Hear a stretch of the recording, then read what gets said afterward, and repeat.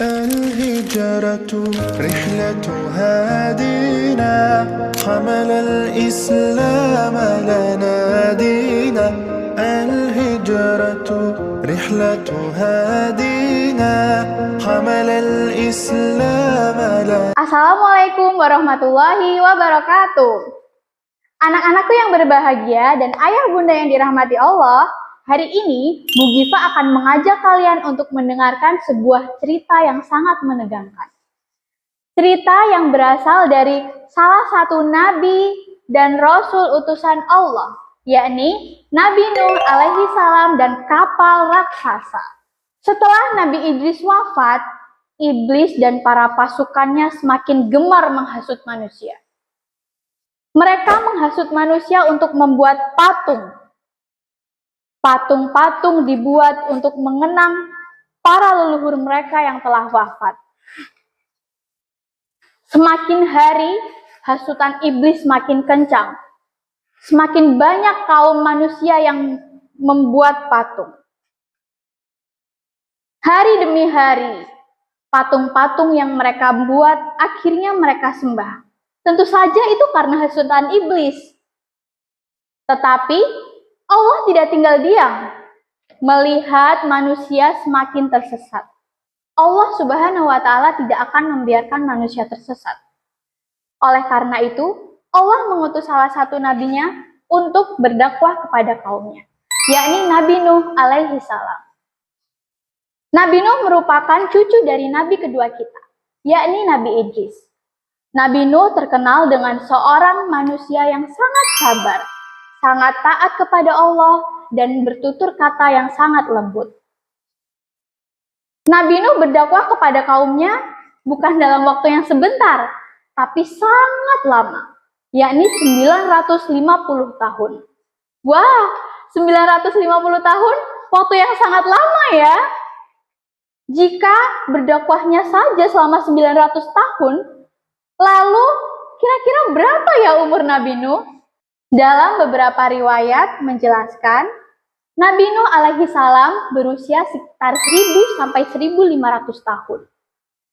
Atas kehendak Allah, Nabi Nuh alaihi salam merupakan salah satu manusia dengan umur terpanjang menurut sejarah Islam.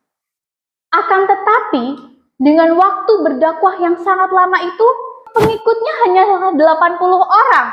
Sangat sedikit bukan? Tetapi Nabi Nuh tetap semangat dan tidak pernah putus asa.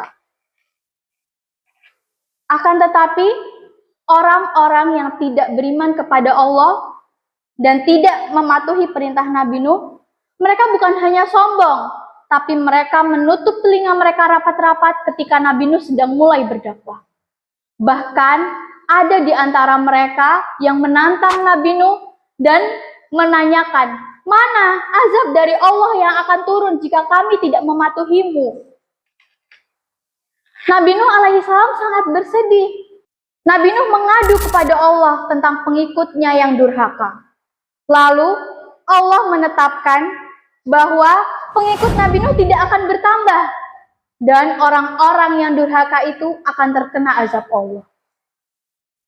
Lalu Nabi Nuh pun berdoa, "Ya Allah, musnahkanlah orang-orang durhaka dari muka bumi.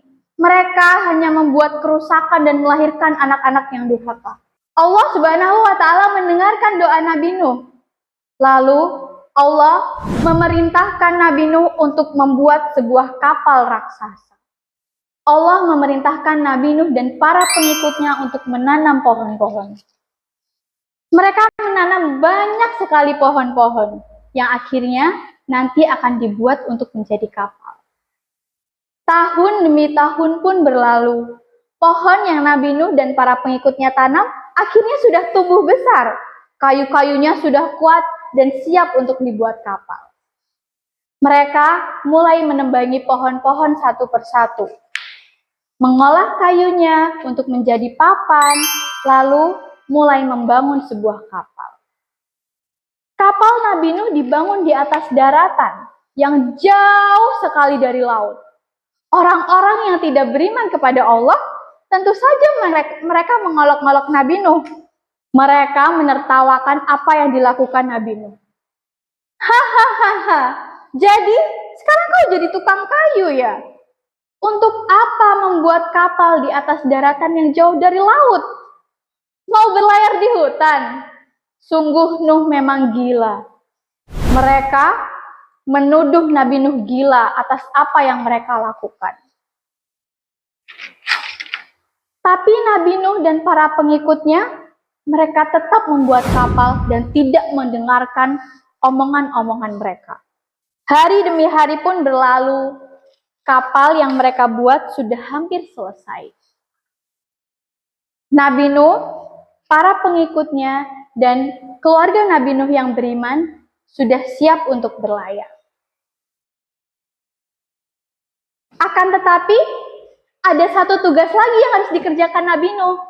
Allah Subhanahu wa Ta'ala memerintahkan Nabi Nuh untuk mengumpulkan semua binatang-binatang.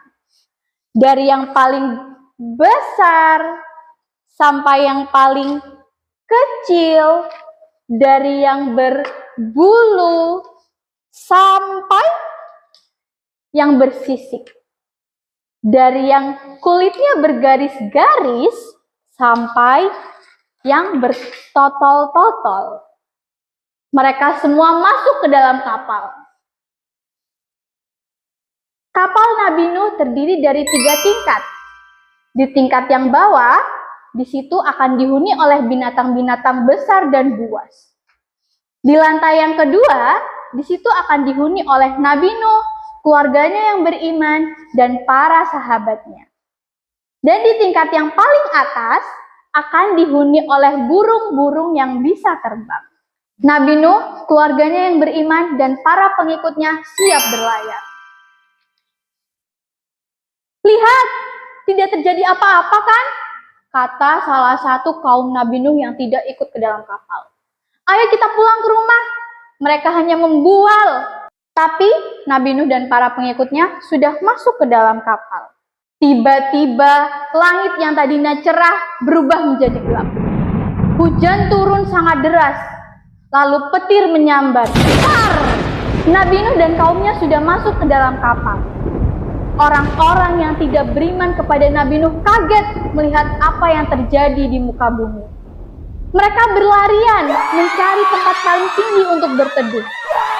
Di tengah-tengah orang yang berlari, Nabi Nuh melihat salah seorang anaknya, Kan'an, yang tidak mau ikut bersama mereka ke dalam kapal. Anakku, ikutlah ke dalam kapal. Semua yang ada di muka bumi akan hanyut dan binasa, kecuali orang-orang yang masuk ke dalam kapal.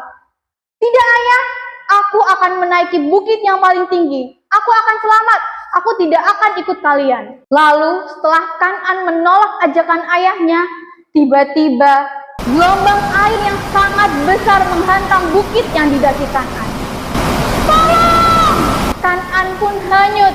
Nabi Nuh sangat sedih. Tapi Nabi Nuh percaya itu semua telah Allah tetapkan. Nabi Nuh, keluarganya yang beriman, dan para pengikutnya yang di dalam kapal mulai terombang-ambing. Kapal berlabuh sekitar 5 bulan lamanya. Kapal terombang-ambing di atas air yang sangat deras. Lalu kapal mendarat di atas sebuah gunung. Saat ini gunung itu dikenal dengan nama Gunung Judi. Gunung Judi terletak di Turki. Nabi Nuh, keluarganya yang beriman, dan para pengikutnya keluar dari kapal setelah air benar-benar surut. Bumi yang tadinya menolak menyerap air yang ada di atasnya, mereka patuh atas perintah Allah. Air mulai surut. Nabi Nuh dan para pengikutnya turun dari kapal. Mereka sangat bersyukur. Mereka tidak henti-hentinya mengucap hamdalah. Kapal berlayar pada tanggal 10 Muharram. Sehingga Nabi Nuh, keluarganya yang beriman, dan para pengikutnya melakukan sebuah puasa yang saat ini kita kenal dengan puasa Muharram. Anak-anakku yang solih dan solihah, cerita Nabi Nuh yang baru saja kita dengar tadi mengajarkan kita untuk tetap taat kepada Allah dan patuh kepada orang tua. Masih ingat kan cerita tentang Kan'an, anak Nabi Nuh yang tidak patuh kepada ayahnya? Dia hanyut dan tenggelam. Anak-anak tidak inginkan seperti Kan'an? Nah, mari kita selalu dengarkan kata-kata orang tua, guru, dan selalu menaati perintah Allah. Cukup sekian cerita hari ini. Wassalamualaikum warahmatullahi wabarakatuh.